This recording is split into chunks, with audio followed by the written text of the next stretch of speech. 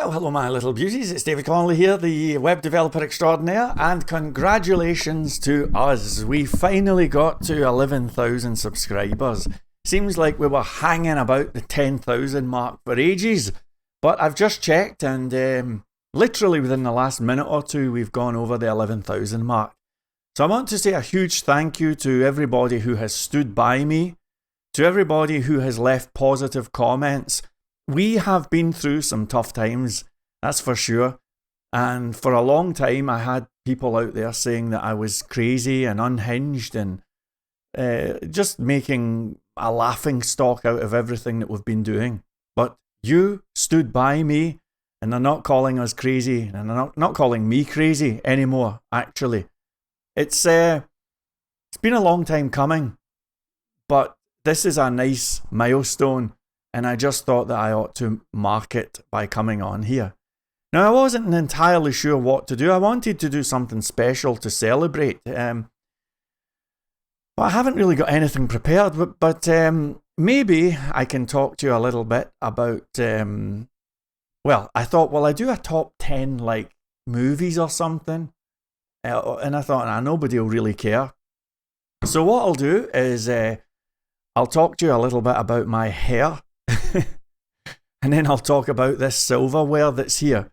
But the real gift that I'm going to give you is I'm going to give you a few minutes in which I'd like to talk about the state of the internet. This is my gift to you, or I should say the state of web development, because I have some information that might make you feel quite good about things.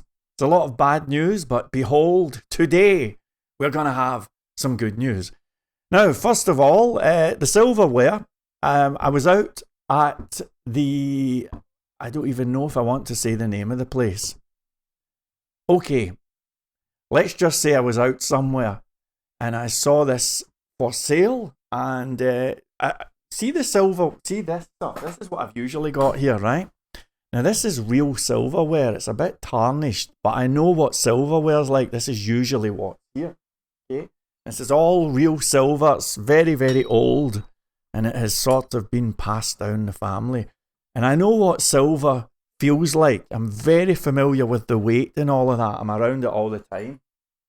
Anyway, I was in this, I guess you could say a junk shop today, and I saw this stuff, which is remarkably similar. But as you can see, very shiny, very impressive. And when I looked at it, I mean, this is so heavy. And as soon as I looked at it, I thought, that's real silver. And I looked at the stamps, and I looked at the company name, which is Walker and Hall Sheffield.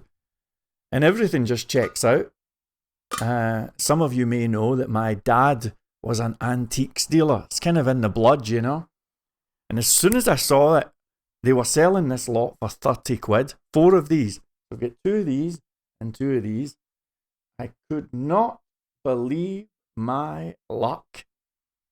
And I reckon they made a mistake. I reckon it's worth far, far more than that. So, got a bunch of silverware.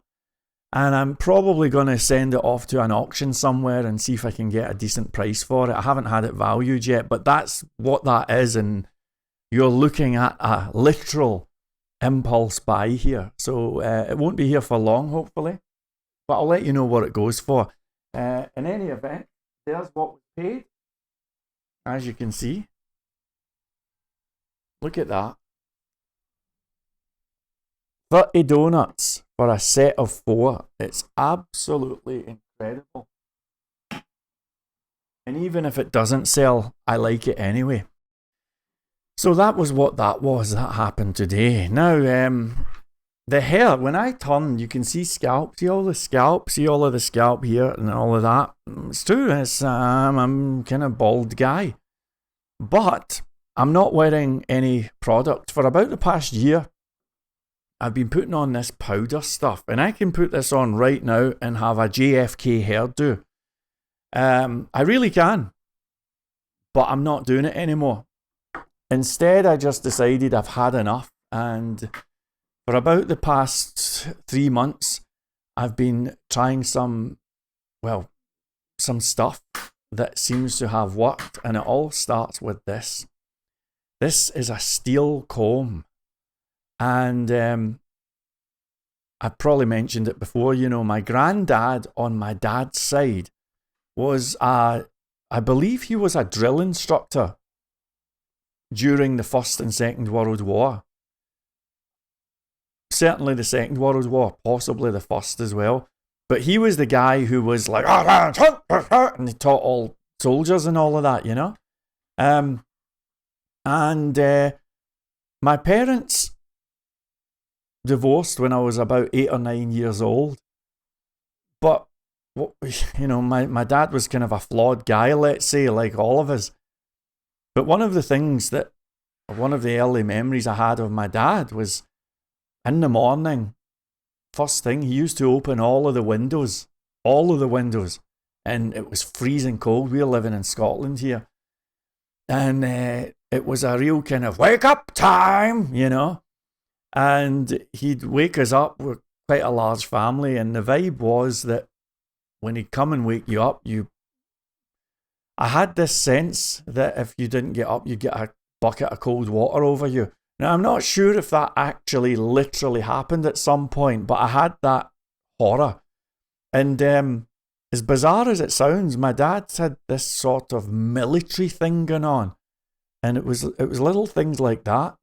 And I remember when I was really young, when I was like, 5, 6 years old, he would, he'd have myself and maybe a couple of brothers lined up if we were going out, let's say. And he would have a steel comb like this. And he'd line us up in front of the mirror and he'd comb our hair like this. And it was a steel comb and it was agony and I dreaded it. But that's what he'd do, and everything was all right, stand up straight and all of that. I mean, it really was quite a military sort of vibe, and I was so terrified of the steel comb. Now, here we are years later and the steel comb is back. So what happened is Omicron. I don't know if you noticed about what's just happened over the last few years. We had a situation, right? And you think about all of the billions that got invested in solving that, all of the vast fortunes, and in the end, the thing that saved humanity was not some drug or something like that, some chemical or whatever. The thing that saved us was ourselves. It was our own immunity, just like the movie War of the Worlds, or the book even. It was our immunity that saved us. Did you get the memo? I got the memo. I realised that, And so I began to, just a few months ago, I began to think about all of this stuff. I was thinking about the steel comb treatment and I was thinking about the immunity thing. And then, and I know I'm all over the place here, it just so happens that I've got an absolute rock star for a dentist. I mean, she's not cheap. It's a female. She's not cheap, but she's really, really great, And I remembered that my dentist had been saying some stuff to me, and my dentist's really kind of Miyagi, won't spell things out, but just points the way. And I remember my dentist said to me about a year ago, it sounds patronising, could you show me how you brush your teeth? I know it sounds crazy. I'm like, here you go. And she says, this is how I want you to brush your teeth from now on. And I never did it. And I went back so many months later. She says, you're still not doing that. This is how I want you to. And I did it. Went back again a few months later. She says, aha, I can see you've been using the technique. And one of the things that the dentist said, and I'm going to pull all of this together in a way that will be super interesting, is the dentist said to me, when you brush your teeth, and we'll pretend this is a toothbrush, she says, brush right into the gum. Right into the gum. And she says, and if it bleeds, don't worry. And she kept this going and going and going. And even the last time I was in there, she says, when you brush, don't forget, brush right into and onto the gum. And she says, if it bleeds, don't worry. Don't worry if it bleeds. If it bleeds, that's actually good. So that was my dentist. And recently I looked this up, and I was looking up the challenge of receding gums, you know. Have you heard the saying, if somebody's long in the tooth, it means they're old, right? That's because as you age, your gums recede. And when your gums recede, the roots of your teeth are exposed. And I know people, I mean, I'm looking one person I can think of, and, you know, it's female, and you can see all of the roots of her teeth fully exposed. And when that happens, the clock's ticking, you know. And so receding gums is a problem. But I headed on to, funnily enough, AI. And I did a little search. And it turns out that there's compelling evidence to suggest that receding gums, of all things, can be reversed if you subject your gums to trauma. In other words, if you brush your gums. And as crazy as it sounds, I mean, I don't have perfectly white teeth. I do not whiten them, and I drink black coffee. But my teeth are okay, you know. I'm 47 years old, and I'm pretty happy with my teeth. I've got a full set. And it turns out that if you brush your gums are going to bleed. And when your gums bleed, your body goes into healing mode, and you can reverse receding gums. And so I started thinking about my hair, and I started thinking about, and you know, maybe I shouldn't let everything away here, because I think I've got a course here coming up, you know, I could make something out of this. But I started thinking about those times when I was so young, and my dad would have us in front of a mirror, with all of our hairs, and do that, and you dread it, you know, it was agony. And then I started thinking about, what do guys who lose their hair do? And some of you are watching, and some of you have been through this. I know what you're like, right? What's the thing you do when you start losing your hair? Come on, we've all done it. I'll give you a clue. You mess it up, right? You mess it up, and you stop combing it so neatly.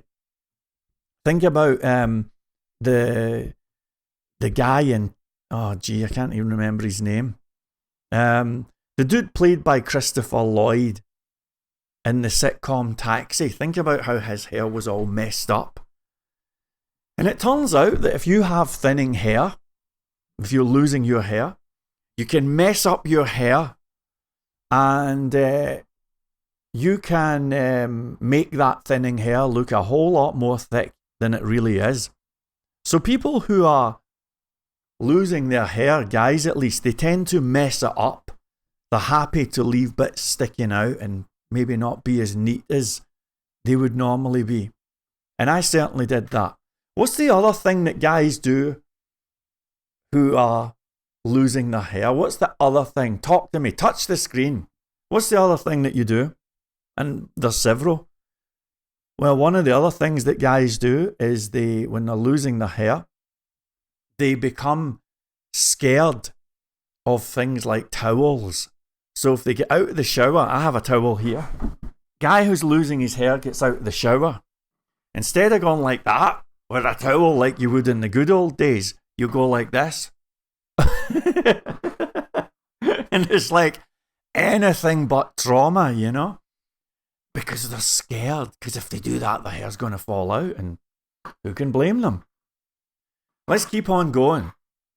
What's other things that guys do? Well, another is when they do run a comb or a brush through their hair, they're like, and they don't want to disturb anything.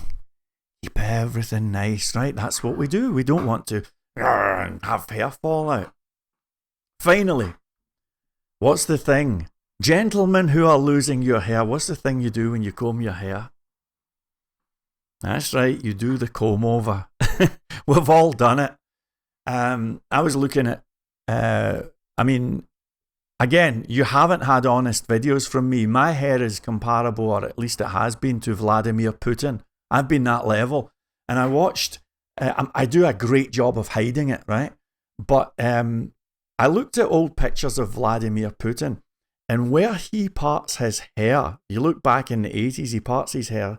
Now, let me get this right. He parts it up here in the early days, right? So he parts his hair, I can't do this, up here. Then as time goes on, it goes down and down and down. And today, he's combing his hair here and combing it away over.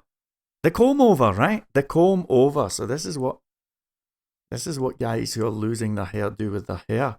And some of them do this. And they'll comb this wee bit and, oh, the perfect crime. Look at that, right? And you see how ridiculous it looks? Look at how crap it looks, right? Some of you are doing this. And you're thinking that you're fooling Mother Nature or something. You're not fooling anybody. So, I decided to treat hair loss the way that I treat building frameworks. That is, I looked at what everyone else was doing and I decided to run the opposite direction.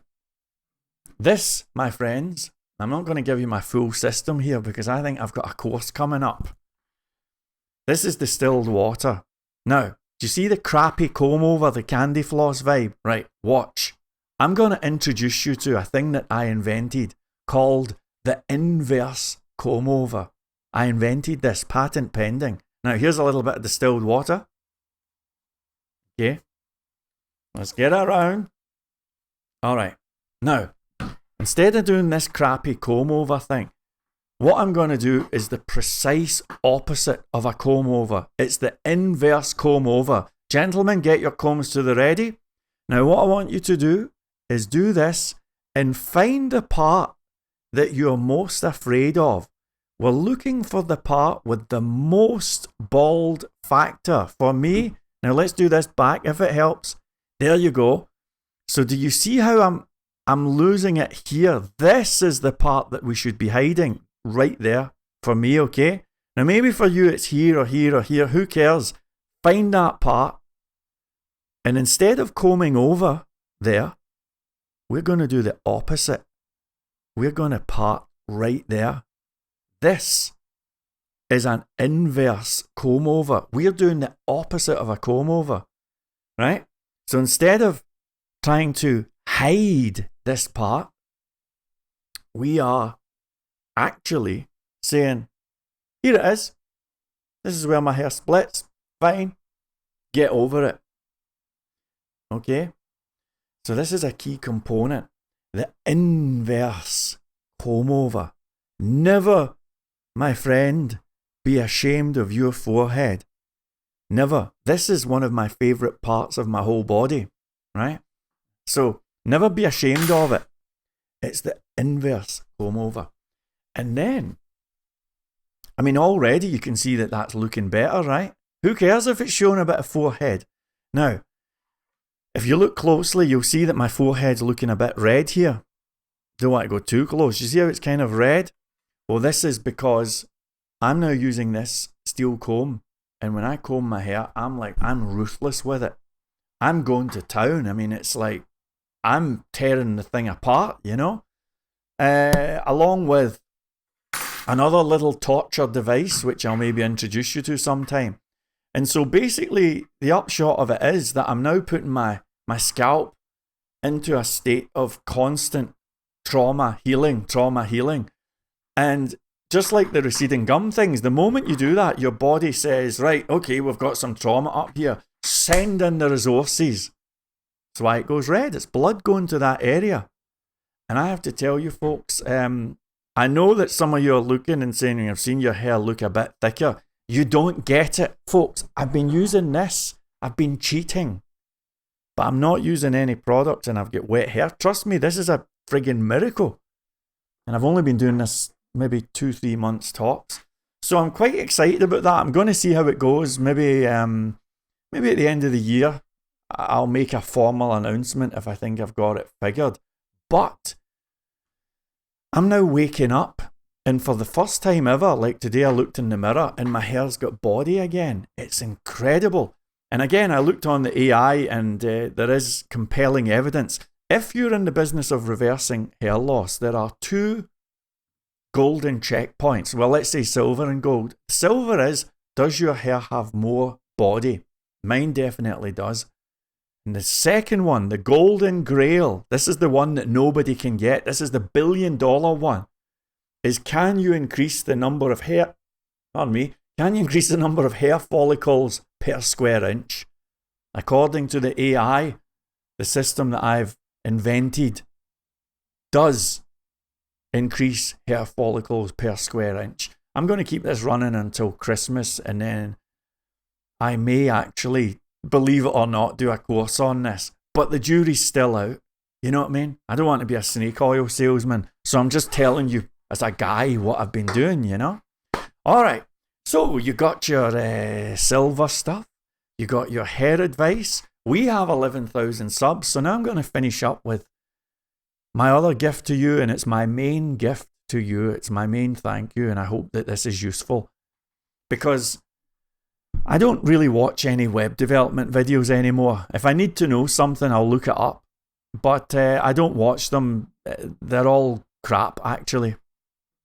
But just the other day, I had a look around one or two of the web development channels out there, the popular ones, you know. And to me, they look totally defeated. I mean, go have a look at, well, I don't want to say any names. Let's just call them the usual suspects. And they seem all out of ideas. They seem demotivated. They seem uninspired. One of them even says, I haven't seen anything exciting lately. And they seem deflated. Now, I think that this is an industry-wide problem that is affecting lots of developers, and it might be affecting you. And the reason why the web development community is on a bit of a downer right now is because everybody looks at AI and they think, this is the last days of web development. We are moving into a post-web development universe. And everybody's freaking out. And everybody's saying we're going to be out of a job. I mean, you know, even I was looking at a few other things that are nothing to do with the web and saying, well, maybe I could do this, you know. I don't know. Maybe I could be the guy who puts holes in the donuts or something like that. And I think that there's been an unspoken vibe in web development where we all have this sense that it's all coming to an end. Well, rejoice. Because today, I'm pleased to declare that I've decided to let my industry continue, at least for another 10 years, but probably more than that. You're very welcome. Thank you. So, what happened? Well, it turns out that I was wrong about AI. And so were you. We all completely overestimated AI. And the way that I realized this was through a conversation with a guy I know by the name of Jordan, who may be watching. Hello, Jordan. He's an IT extraordinaire. And there was a question that I had been asking myself. We're coming up to the 1-year anniversary of ChatGPT being launched. Now, 2 weeks ago, I would have said, yeah, AI is going to take over the world. We're moving into a post-development society. But there was a question, ladies and gentlemen, that nobody was asking. But I was asking the question on your behalf. And the question I had was, what happened? I mean, we can look at the Industrial Revolution, for example, and we can say, okay, well, a guy called James Watt invented the steam engine in Greenock. It got perfected by a dude called Stephenson in England, and we started building trains and machines, and we had the Industrial Revolution, right? We can usually look at some spark, some moment. And I was interested to know what happened that made all of this AI suddenly appear. And it's funny. For so long, I had assumed that there must have been some new microchip. Maybe they had figured out that quantum computing stuff. Maybe there was something involving lasers, I don't know, or a new programming language. Or maybe there was some Einstein character in a basement with a ThinkPad who figured something out. Who knows? But something must have surely happened. Well, I looked and I looked and I looked and I couldn't really find any information until I had a conversation with Jordan. And again, hello, Jordan, if you're watching. And I asked Jordan outright, what exactly was the event that caused this explosion in AI? And he explained to me that it turns out it was not a new type of microchip. It was not some new cloud service or some genius in a basement. It had nothing to do with quantum computing or anything like that. Only two things happened, both of which are fairly simple. One is an IT team developed a very sophisticated, I believe they call it an LLM, and I think that stands for Large Language Model. Effectively, they wrote a program. I think they wrote it in Python, by the way. And this program learned about adjectives and nouns and subjects and objects and intensifiers and all of that stuff. And this program was fed loads and loads of data from books, from the internet. There was an element of human interaction confirming, yes, that's correct, and so on. And they wrote this program that learned language. It never basically learned language. It literally learned the rules of language. So that was the first thing that happened. Now, most human beings could not tell you what a noun or an adjective is. And to have a computer that you can feed some text to and it can interpret this, give you a meaningful response, that is staggering.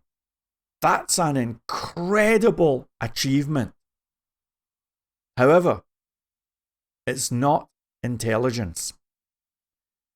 When I was young, growing up in Kinnan Park, there was a pet shop in Paisley Road West. I think it's still there, the Coral Pet Shop. They had a parrot by the name of Jackie. And you know how I know that the thing was called Jackie? Every time you went in, this parrot would go, "Hello, Jackie." And it freaked me out. Have you ever seen a bird that can talk? It's very, very mind-blowing. And I remember thinking, oh, that must be a genius bird. But here's the thing, folks, it's still a bird. There are plenty of birds that can talk. Go search for them on YouTube. And yes, it's very dazzling, but they're still just birds. Stephen Fry has an incredible speech here on YouTube. It's called What Makes Us Human. I would encourage you to watch it. It's only about 3 minutes long. And he does this presentation, What Makes Us Human. And he says that what makes us human is language, language, language. Language is what makes us human. We are wired for language, and we are wired to be dazzled by language. So when we see a computer that appears to be able to understand our text, actually, I'll even say can understand our text, can understand the nature of a question, and then can respond in a way that's meaningful, then of course we are going to be blown away by that. Let's not overstate that or understate that. A second thing happened that caused the AI explosion, and that is that these LLMs got access to the internet, and specifically they got access to these API repos that were effectively snapshots of the web. There's a few of them, and I had the name of the particular one, but they gave these things access to, let's just say, a sort of data repo. So if you go to this thing and say, okay, tell me who the top 5 scorers in the World Cup were, it can look that up because it's got access to this repository. Now, it's not using Google. It's not going out to Google and doing a search that way. It's rather working with a snapshot, a version of the web. Actually, to be specific, a version of the web taken approximately 1 month ago. And that's why if you say, tell me the top 10 car leasing deals, if you go to the right search engine, it will give you quotes from a month ago, right? So those are the two things.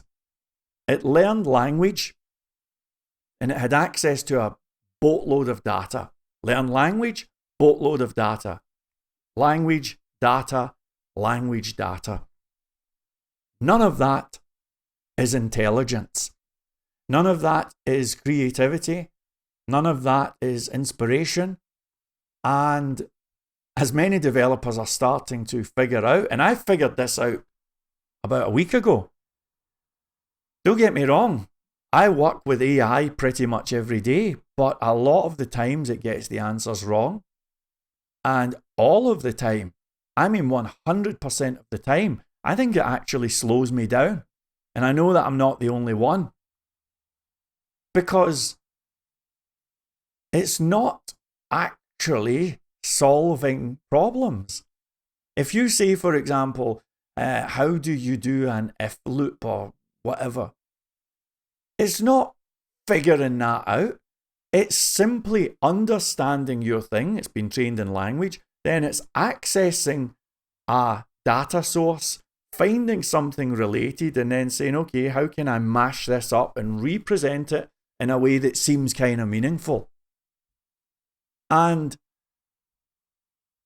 when you realize that, you start to realize that some of the answers are actually pretty dumb.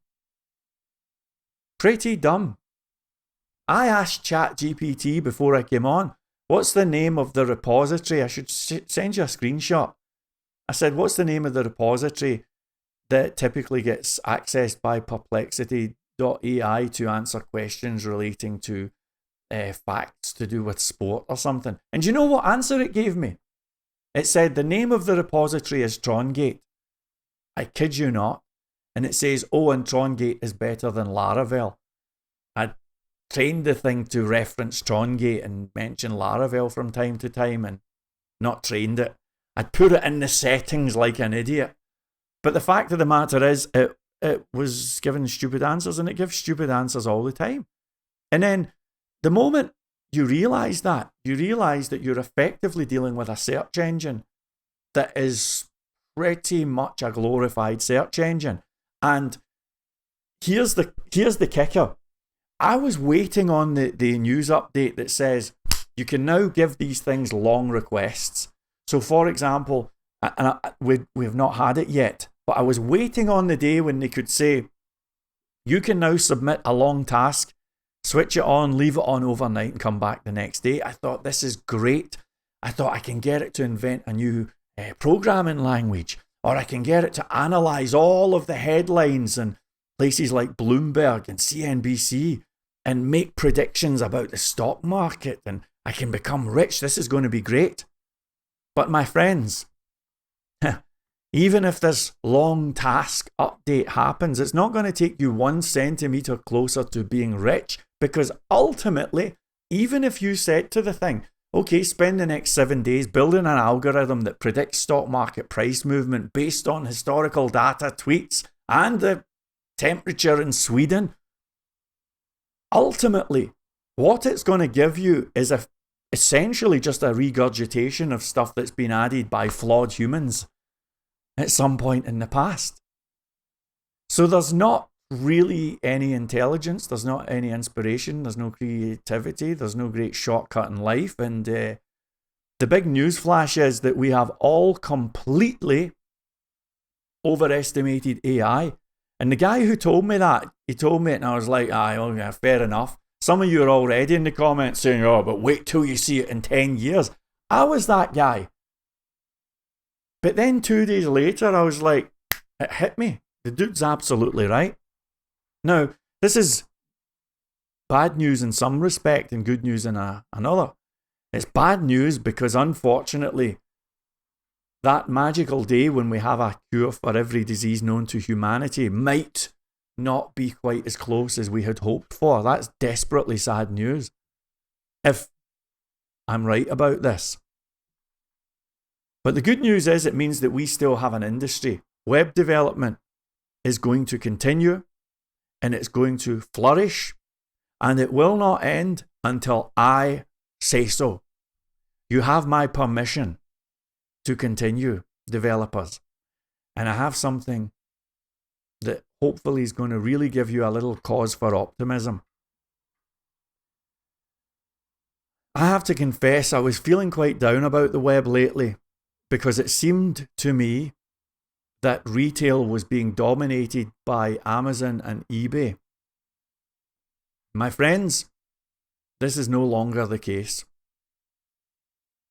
I'm really delighted to report that as of late, the web has started, I think the word's differentiating or splitting up, let's say. And now, we are seeing the emergence of specialist websites, and it's a beautiful thing. Give you an example. During the week, I headed into the Guitar Trade Centre. I was trying to sell my 1979 PV. Anybody want to buy a cool guitar? You let me know. Anyway, the guy had never heard of this guitar, but he immediately went online to get the market value. And do you know where he went? It wasn't eBay, it was Reverb. Those of you who are into guitar will know eBay is not the place to go. It's Reverb.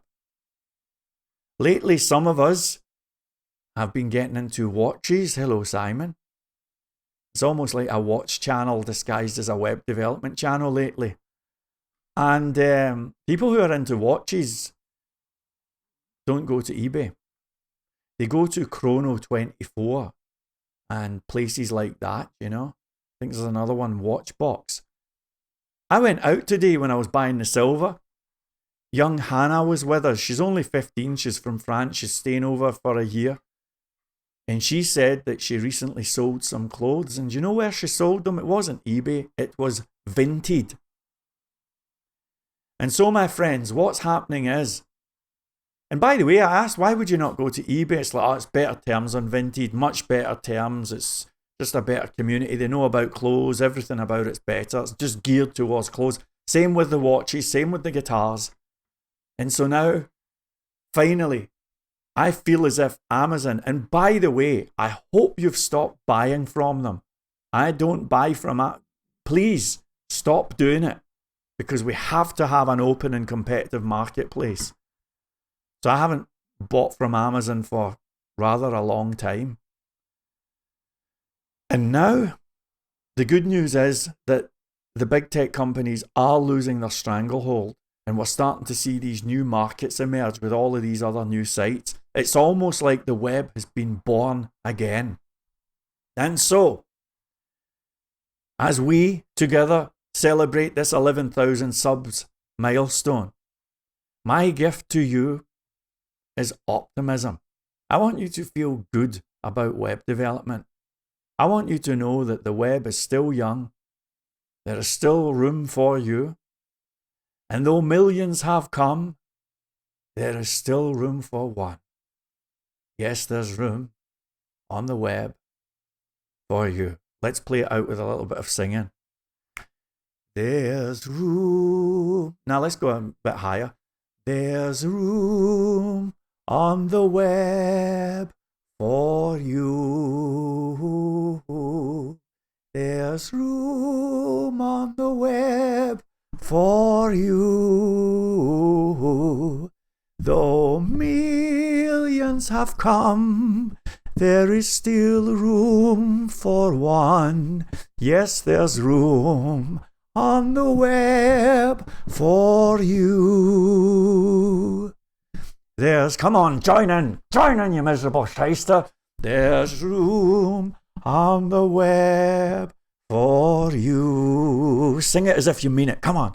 There's room, touch the screen on the web for you. Touch the screen, you goddamn cocksucker.